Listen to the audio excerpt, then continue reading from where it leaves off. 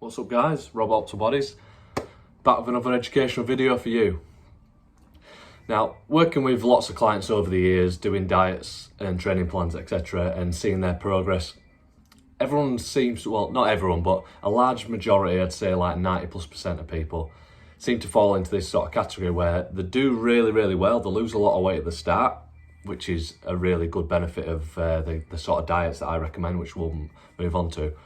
But then they seem to just fall off the wagon, or like after a few weeks you don't hear from them again, you're trying to chase them up saying how's it going, and usually when they haven't replied you know what's going on, and you might bump into them or they eventually reply and they've yo-yoed back to the weight they used to be or even more so, and you think why is everyone yo-yo dieting? You see it all the time, don't you? You'll see someone, they lose weight, you might see them again in a few months, they put it back on, you see them again in a few months, they lose weight, they put it back on, and unfortunately when they do put it back on, which I've spoken of in previous videos, which is to do with because of muscle loss and metabolism lowering, they usually put it back on more. So this video is basically the harsh but true reality of what's going on. So I wanted to investigate what's going on with yo-yo dieting and a reason for it and a solution.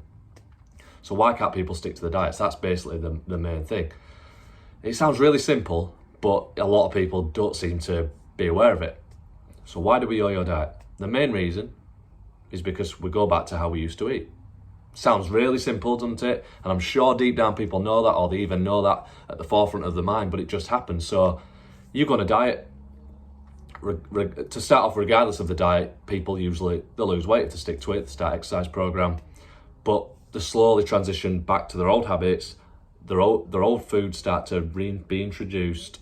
Exercise usually takes a back seat as well, but mainly it's the food side of it, and they slowly gain the weight again, which we all sort of know, but that's what happens. So the main message of this video is that when you're deciding to start your lifestyle change and your journey, which is brilliant, I recommend that highly, and I take my hat off to people that do that, but if you can't look at yourself in the mirror, if you can't imagine yourself eating this way for the rest of your life, then you're always going to fail.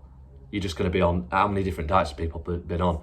Juice Plus, Weight Watchers, Fat Fighters, whatever, low carb, high carb, then you're never going to stick to it. So you need to pick a diet that you think you can stick to the rest of your life. So sounds simple, but how can we do that? Because easily you can just drop calories or do juice diets or shakes, etc. But deep down we know we're not going to stick to that, and you're going to be miserable, you're going to fail, willpower is going to drop, and your natural primal needs to eat are going to take over eventually. So what is the solution? So made some notes, hopefully we'll be all right. So number one is stick to a diet that you can imagine yourself doing in 6 months time, 6 years time, 60 years time. Depending on how old you are, then that needs to be the case. So if you can't eat this way for the rest of your life, then don't do it.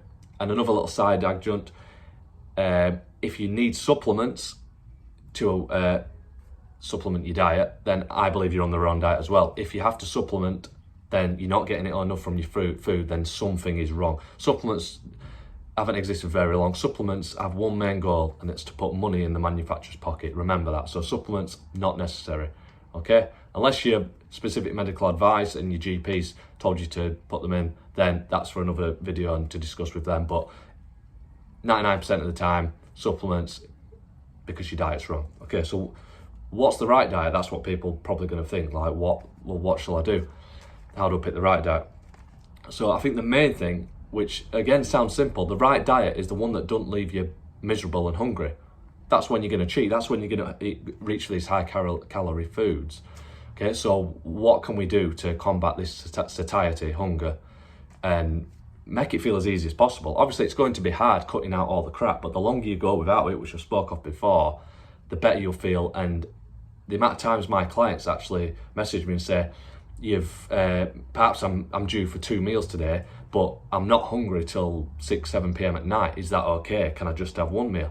Fantastic, of course you can. That your body's very smart. It's got hunger and thirst, etc. Satiety signals. If you're not hungry, it's because you've fed your body the right nutrients and it's happy. So that's what we'll talk about. So protein and fat is the component of every cell in your body. So it makes sense to replace that back in, eating like for like, where we eat animal products. Sorry to all these vegans, but that is what your body craves and what it wants. So you eat a big steak, you might not be hungry for 30 some hours if you eat enough. That is very, very common, and it just leads into this easy sort of intermittent natural fasting state, feasting and fasting. When you're fasting, imagine you're burning all your body fat for energy. When you're eating, you're storing a little bit, ready to fast again. So I recommend protein and fat, and that usually leads onto a lower carb diet, which we'll speak about, or a carnivore diet, which I've spoke about. And that's just going to keep you full, keep your body happy, because you're going to get this signal. You get this cholecystokinin, CCK, released from the small intestine when you eat protein and fat, which basically tells your brain, oh, this person has ingested protein and fat. We can rebuild all the cells in our body. 40% of your bone is protein. Obviously, all your skeletal muscle mass, your skin, your hair, your nails, your eyes, your teeth. You see what I mean? It's your body's like, happy, nice one, we can rebuild. We've got these amino acids, these building blocks. We've got essential fatty acids, maybe to provide the brain or the nervous system, etc., control inflammation, loads of functions. No such thing as an essential carbohydrate. So think about that. It's not essential. So that's why I think it works when you go low carb, sort of carnivore style, because your blood sugar levels are staying nice and stable on their own. Look up gluconeogenesis. So you don't need the carbs, which I've done videos of before. You can do diets with carbs, specific instances. I'm not like massively against them. I just find that people and myself, trial and error, tons of clients seem to do better when you let your body make its own carbs via gluconeogenesis, which takes it from fat cells, glycerol, protein, lactate, etc., and keeps nice and steady. Nice and steady means nice and happy. It's not going up, down, up, down, up, down. Blood sugar up, down, starving, up, down, okay? Fructose component is actually, looks like that can block the action of leptin, which is a satiety hormone. So if you're eating loads of fructose from fruit, it's probably designed to be overeaten. It's seasonal, so when it's there, gorge on it, brilliant. But because it's here year round, and all these sugary treats and all this, that can trigger the same hunger. So going low carb seems to help with that. Sounds really simple, but you still need to have willpower. You still need to have a strong mind to say no to all these treats, because every corner we're surrounded by takeaways. Your phone, it's so accessible to get takeaways, so easy to buy crap food, go into a supermarket, and we must admit, majority of it is just crap everywhere. It's in your face. So we're designed to eat when we see things, but we're not designed, we haven't a bit evolved in this environment of rubbish all around us. So we do need to stay strong. That's why I get that it is hard. But if you're starting on the back foot by not satiating yourself with protein and fat, then you're gonna have more, your willpower's gonna be lower to start with, and you've more chance of giving in. Okay. So as a little caveat, if someone's wanting to get really lean, like bodybuilding competition lean, bikini competition, or just get completely shredded, your body's got like a energy system detector. So your fat cells signal to your brain how big they are, how much energy they have on board, like a fuel tank. It secretes leptin. The lower that gets, your metabolism will drop to try and save energy. Your hunger will shoot up because you're getting too lean. So in those circumstances, you can't just eat protein and fat. You have to, your calories will be lower. You might have to lower the fat as well. So that's a separate situation. And again, those situations, you're going to start getting really hungry, really miserable, because your body's saying eat, eat, eat. But if you're in that stage already and you're not like got veins running through your abs, you've still got a bit of a belly, you're not where you want to be. I believe that you can get, especially for men, they can get down to about 10-12% body fat and have their abs showing without feeling starving. It's like, it seems to be a natural, healthy way of being. Waist to height ratio, look at that video. So so unless you're getting really shredded, you can get a lot leaner than you think and still not even feel like you're on a diet. You've just got to avoid the crap. That is the main part of it, but you need to satiate yourself, okay? So why does the low carb carnivore sort of approach work? I think it's because what we mentioned, the cholecystokinin, the CCK hormone released from your small intestine, signals your brain with our protein and fat, you can stop eating. That's why you eat a bag of Doritos, you can't stop. Have you ever seen someone binge on mince or steak? You get full really quick. That's why these Brazilian all-you-can-eat steakhouses actually in business. So it's really satiating, and that's great. You end up eating less overall, less calories, body fat gets burned, not stored, okay? Blood sugar, up and down. These glucose exertions, this fall in blood sugar seems to trigger ghrelin, which is the hunger hormone. So you don't want this happening all day. You want nice and steady. by not eating carbs. That seems to be a good way of doing it. That's why a lot of bodybuilders, they have to eat every 2 or 3 hours because they're eating carbs. They're getting this up and down, and they're just fighting this hunger, and it's never going to end well. It's not sustainable. That's why in the past I've done it myself. I've either got really lean and then bulked back up, rather than trying to stay nice and steady, which doesn't seem to be able to be the case when you're eating so frequently. Okay, so blood glucose control, ketosis, which we'll all have heard of, the keto diet. When you're on a low carb diet, ketones seem to increase.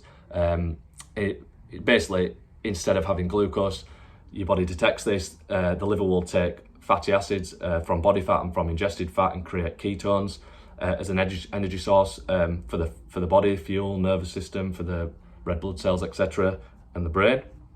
These seem to have a hunger suppressant. They can stop the release of ghrelin, so that's why I think it works as well. You're getting this nice hunger control from being in ketosis and having high levels of blood ketones, which are perfectly healthy. Unless you're a type 1 diabetic, then you'll have to look into talking about that with your GP. You become fat adapted, which is basically the same thing. You're creating ketones, but your body can actually use them. It takes a few days to weeks for your brain to upregulate these MCT transporters to get ketones into the brain. That's why you get this keto flu. So you've got ketones produced, but you can't actually use them by your muscles and your brain and everything. It takes a little bit of time to upregulate your enzymatic machinery. Just think about it. You've been on crap carbs and seed oil, fats and vegetables all your life. It's not going to happen overnight. You start a diet, that's why you can feel miserable, and that can put you on the back foot and make you want to cheat because you think you need carbs or you need a big satiating crap meal. But just by knowing this information, you can ride it out and know that you're going to come out on the other side with lots of energy, feel great, etc., etc., and you're not going to be hungry. As I mentioned, seed oils, I've done videos on that before, but basically vegetables, rapeseed oil, sunflower, safflower, canola oil, corn, soybean, peanut oil, think of any more, there's loads. Basically, they're all easily oxidized. We can do separate videos on it again, but basically these crap seed oils, they're rancid, which means that lipid peroxidation has occurred, so they've mixed with oxygen, they've become rancid. That's why if they weren't bleached and deodorized, they'd stink and look rancid. If you see a rotten fish, it stinks, you instinctively know not to eat it, but these seed oils are bleached and deodorized to cover it up. These are in everything: cakes, cookies, crackers, pancakes, even bread. Look at the back of anything: sunflower oil, rapeseed oil, canola oil, sort of thing, soybean oil. You'll see it's in everything. So I massively recommend avoiding that. And regardless of all the health implications, I think the massive one is that it binds to the CB1 receptor in your brain, which is what cannabis binds to give you the munchies. So if you can imagine that when you eat these seed oils, which is in everything, just look at the back of packets. It's even in cereals, which give you kids, and bread. This makes you hungry again. So you're fighting a losing battle. If you're hungry, you're going to cheat. If you're hungry, you're probably going to put on body fat, especially if you're ravenously hungry. We're supposed to get hungry eventually, but it just should slowly, nicely climb. Have a nice steak and eggs, and back down. You can fast forever because of the reason we spoke about. So, eat protein and fat. Cut the carbs to start with. See how you go with that. Massively, definitely cut the seed oils because of this. Apart from all the heart disease, cancer, diabetes, Alzheimer, dementia sort of related stuff that it can cause, the hunger, cannabis, munchy sort of side of it, I think that's a huge part of why people overeat. And then they also, if you're going really strict and go carnivore style, which is basically cutting out all plants like veg. I've done videos on this before. It sounds crazy that fibre could be bad, broccoli could be bad, spinach could be bad. Look at my previous videos why. They contain plant defense chemicals, basically. If you're a plant that's rooted in the ground, it can't run away, it can't bite or scratch or fight like an animal or us could, so it produces toxic chemicals to protect itself. Like gluten is one of those. It's a lectin, sulforaphane, tannins, oxalates, phytic acid, digestive enzyme inhibitors, all these sort of things. Basically, the plant produces it as chemical warfare, as its defense mechanism. We induce these, and it's the same chemistry in your brain as having a viral infection. And when you have a viral infection, your body locks away its iron stores. Iron is needed to make dopamine. So what does this mean? If your iron store's low, your dopamine's low. What do you do when your dopamine's low, which makes you miserable and sad? Comfort eat, okay? So I think that's another massive reason. So if you don't like vegetables, maybe there's a reason. And if you're that's why I think, again, it's to this hunger pattern. I think they can make you hungry in the long run if you're ingesting like gluten, which is in bread as well, and all these lectins and plant defense chemicals. I think they make you hungry because your natural baseline dopamine levels, which we spoke of in previous videos, that can make it drop as well. So you get home, you have a Saturday night and you're craving something sweet. That could be the reason. Low dopamine, you have to snack constantly through the day, and it's never like a good healthy snack, like a little bit of cheese or even a pepperami, something like that. That can be the reason. So I've waffled on for long enough, but I like to get my point across, and especially, I don't like to just say, eat protein and fat, see you later. I like to give all the geeky science if people are interested, because sometimes it helps them understand, and if they understand it, they think, oh yeah, that makes sense, I'll do it. I can't just do it because he said so. And don't just do it because I said so. Do your own research, speak to other people about it, look at people in like the carnivore community, they've got massive followings, they've got books on this, etc, etc. If you need help along the way, want to hire me as a coach, drop me a message. Find me on Facebook, Optimal Bodies Gym on Facebook, Yaz Rob Wardley is my personal Facebook. Please like, share, comment, subscribe to my YouTube channel. See you later.